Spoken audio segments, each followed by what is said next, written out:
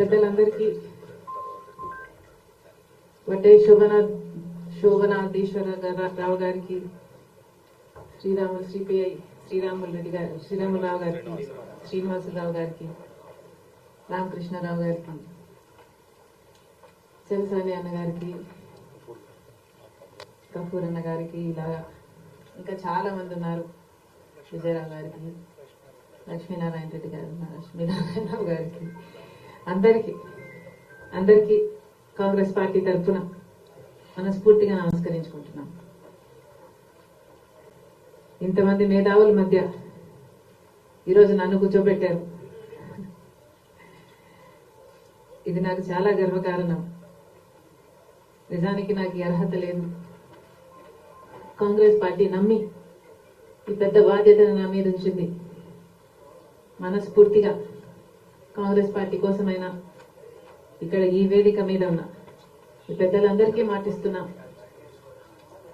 మన దేశానికి బీజేపీ మంచిది కాదు అన్న విషయం ఇటీవల కాలంలోనే చాలా మందికి అర్థమవుతున్న విషయం.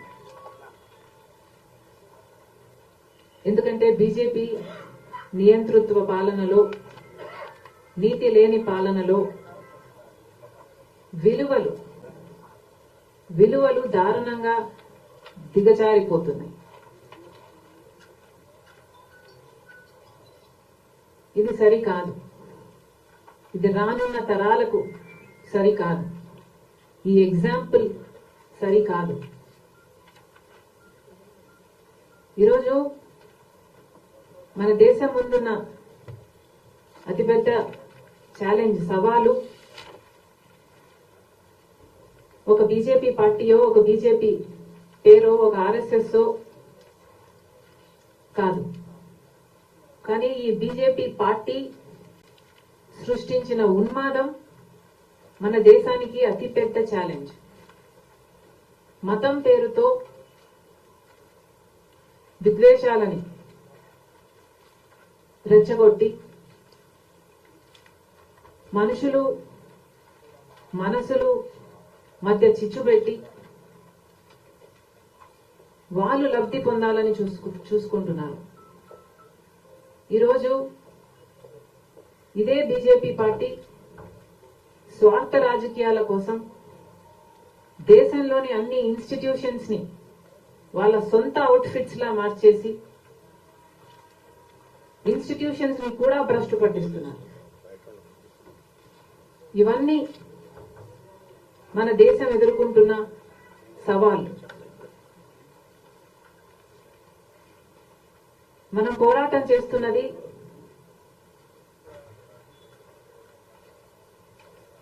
సమయంతో. ఎందుకంటే ఇప్పటికే 10 సంవత్సరాలు అయిపోయింది ఈ బీజేపీ పార్టీ అధికారంలో ఉంది. ఇక ఇప్పుడు కూడా మనం ఏం చేయకపోతే సమయం దాటిపోతుంది, కీడు జరిగిపోతుంది. మనం పోరాటం చేస్తున్నది సమయంతో, మనం పోరాటం చేస్తున్నది రేపటి కోసం. రాజ్యాంగమేమో అందరూ సమానమే అని చెప్తుంది. ప్రతి మతము కూడా మనుషులందరూ ఒకటే అంటుంది. కానీ ఆర్ఎస్ఎస్ రాజ్యాంగం, బీజేపీ రాజ్యాంగం మాత్రం దీనికి విరుద్ధంగా ఉంది. మతం పేరుతో చిచ్చు పెట్టడం, ఆ మంటలో చలి కాచుకోవడం బీజేపీ పార్టీకి తెలిసిన రాజకీయం. ఇదే మనం చూసిన రాజకీయం. ఒక మతాన్ని అవమానించడం, ఇంకో మతాన్ని రెచ్చగొట్టడం, ఇదే చూసాం. ఒక గోద్రా అయితేనేమి, ఒక మణిపూర్ అయితేనేమి, ఇవన్నీ క్లాసిక్ ఎగ్జాంపుల్స్. ఇవన్నీ బీజేపీ పార్టీ కావాలని చేస్తున్నది. మరి ఇప్పుడు కూడా సమాజం మేలుకోకపోతే ఇంకా మనం ఎలా కాపాడుకుంటాం? బీజేపీ పార్టీకి వ్యతిరేకంగా ఎవరు మాట్లాడినా వాళ్ళ మీద కేసులు పెడతారు, ఈడీని ప్రయోగిస్తారు, సిబిఐని ప్రయోగిస్తారు, ఐటీని ప్రయోగిస్తారు. అంటే వాళ్ళ సొంత భటులుగా వాళ్ళని వాడుకుంటున్నారు. ఈరోజు బీజేపీ పార్టీ ఎలా తయారైందంటే, బీజేపీ పార్టీలో ఉన్న వాళ్ళంతా క్రిమినల్స్ అయ్యుండి ఆ కేసుల నుంచి తప్పించుకోవడానికి వాళ్ళని వాళ్ళు కాపాడుకోవడానికి బీజేపీలో చేరిన వాళ్ళు ఎక్కువ. ఇలా తయారైంది బీజేపీ పార్టీ. ఈ ఇన్స్టిట్యూషన్స్ అన్ని కూడా ఆఖరికి ఎస్బీఐని కూడా చూసాం. ఒక సిబిఐ, ఈడీ, ఐటీలే కాదు, ఎస్బీఐ కూడా బీజేపీకి కొమ్ము కాస్తూ ఎలక్టరల్ బాండ్స్ లో విషయంలో వాస్తవాలను బయట పెట్టండి అంటే ఎన్ని చుట్లు తిరిగిందో, ఎస్బీఐ కూడా బీజేపీని ఎలా కాపాడాలనుకుందో ఇటీవల కాలంలోనే ప్రత్యక్షంగా చూశాం. బీజేపీ చేసిందల్లా ఈ 5 సంవత్సరాలలో అరాచకం. ఈరోజు దళితులకు గాని, ఎస్టీలకు గాని, మైనారిటీలకు గాని, ఇలా అట్టడుగునున్న వర్గాలలో ఏ ఒక్కరికి భరోసా లేకుండా పోయింది. సెక్యూరిటీ అనేదే లేకుండా పోయింది.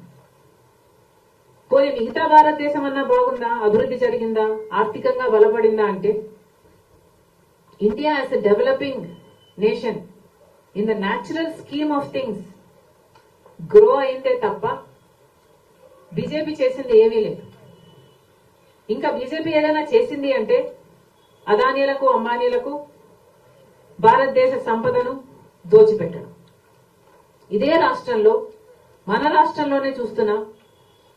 గంగవరం పోర్టు, రాజశేఖర రెడ్డి గారు గంగవరం పోర్టు ప్రభుత్వ వాటా ఎంతైతే ఉందో ఆ ప్రభుత్వ వాటాని కాపాడటమే కాదు, మళ్ళీ గంగవరం పోర్టు ప్రభుత్వానికే చెందాలి అని 30 ఏళ్ల అగ్రిమెంట్ చేస్తే ఆ 30 ఏళ్లలో 15 సంవత్సరాలు అయ్యేపోతే ఇంకో 15 సంవత్సరాలలో మళ్ళీ గంగవరం పోర్టు ప్రభుత్వం చేతికే వచ్చే అవకాశం ఉంటే ఇక్కడున్న జగనన్న గారు, ముఖ్యమంత్రి గారు జగన్మోహన్ రెడ్డి గారు చీప్ గా చాలా తక్కువ ధరకి కేవలం 6,500 కోట్లకు వాల్యుయేషన్ వేశారు. అతి తక్కువ ధరకి బీజేపీ మెప్పు కోసం అదానికి ఇచ్చేశారు. ఇలా ఒక గంగవరం పోటే కాదు, ఇలా ఏది చూసుకున్నా రాష్ట్రంలో జరుగుతున్నది ఇదే. ఇటీవల కాలంలో విశాఖ స్టీల్స్ అటువైపు వెళ్లడం జరిగింది. అదైతే దారుణమైన పరిస్థితి. రాష్ట్రానికి తలమానికమైన విశాఖ స్టీల్స్ ను కూడా ఈరోజు ప్రైవేటైజ్ చేయడానికి వెనుకాడటం లేదు కేంద్ర రాష్ట్ర ప్రభుత్వాలు. అంటే ఇది ఎంత సిగ్గుచేటు, ఎంత సిగ్గుచేటు. ఇక్కడి కొనుక్కోబోయే వాళ్ళు ఎవరో పెద్ద రహస్యం ఏమీ కాదు, ఇది బహిరంగ సీక్రెట్. ఏ అదానియో, ఏ అంబానీయో వీళ్ళకే అమ్ముతారు. బీజేపీ అడిగింది ఆలస్యం కాదు, వాళ్ళకి ఏ పదవులు కావాలంటే ఆ పదవులు ఇస్తున్నారు. జగన్మోహన్ రెడ్డి గారు రాజ్యసభ అంటే రాజ్యసభ, టీటీడీ అంటే టీటీడీ, ఏది అడిగితే అది. ఎందుకు అని అడుగుతున్నాం. అసలు మన రాష్ట్రానికి ఏం చేశారు అని వంగి వంగి సలాములు చేస్తున్నారో పాలకపక్షమైన ప్రతిపక్షమైన జనాలకు సమాధానం చెప్పాల్సిన అవసరం లేదా? ప్రత్యేక హోదా ఆంధ్ర రాష్ట్రానికి ఊపిరి లాంటిది. ప్రత్యేక హోదా లేకపోతే 10 సంవత్సరాలుగా మనం ఒక్క అడుగు కూడా ముందుకు వేయలేకపోయాం. ఇది రాష్ట్ర ప్రజలందరికీ తెలిసిన విషయం.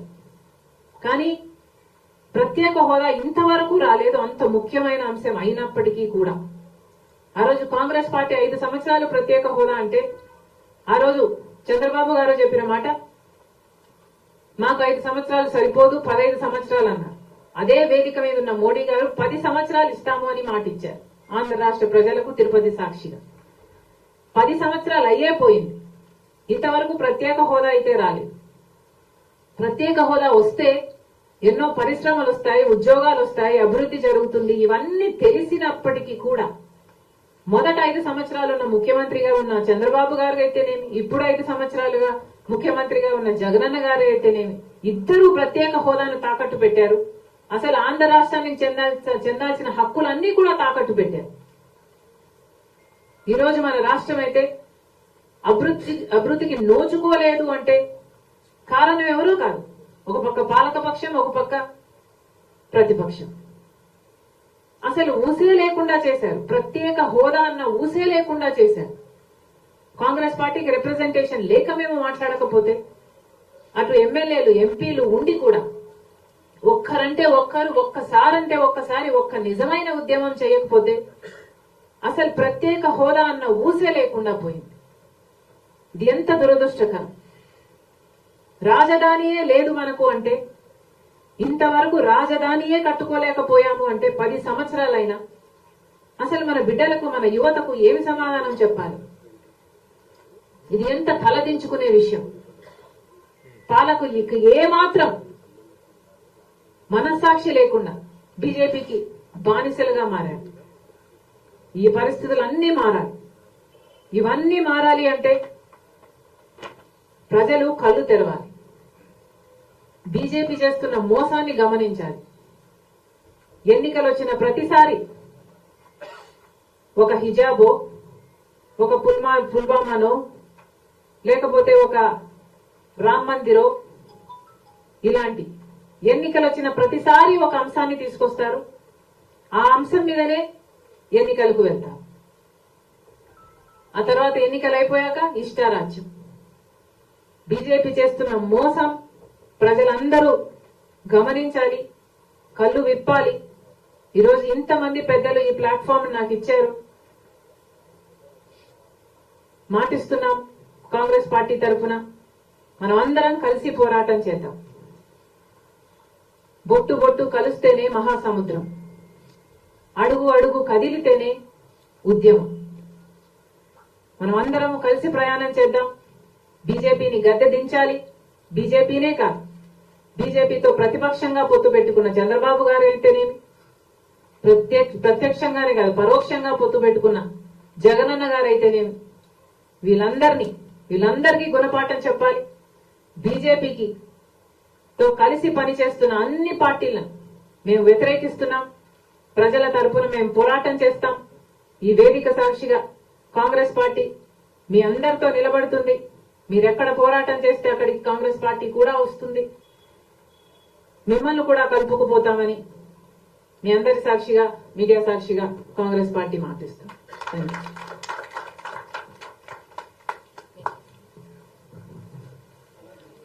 ఇప్పుడు మన కమ్యూనిస్ట్ పార్టీ మార్క్సిస్ట్